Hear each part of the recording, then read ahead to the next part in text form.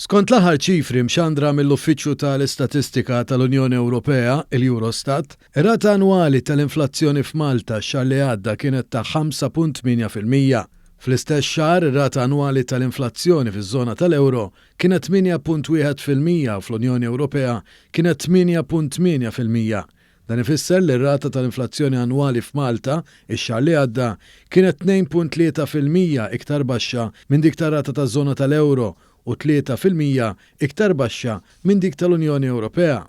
Flimkien ma' Malta l-inqas rati ta' inflazzjoni madwar l-Unjoni Ewropea ix-xahar li għadda ġew irreġistrati fi Franza u fil-Finlandja. L-ola rati annwali ta' inflazzjoni mill-banda l-oħra ġew irreġistrati fl-Estonja, il-Litwanja u l-Latvja.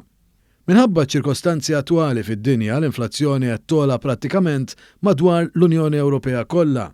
Ix-xahar li għadda l-aktar li kontribwew għall-inflazzjoni fiż-żona tal-Ewro kienu l-enerġija, l-ikel, l-alkoħol u t-tabak, is-servizzi u l-prodotti industrijali mhux tal-enerġija.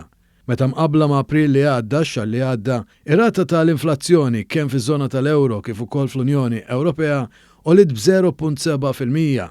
F'Malta, iż-żieda tal-inflazzjoni f'Mejju meta mqabbla ma' April kienet 0.4% aktar baxxa minn dawn iż-żewġ medji Ewropej.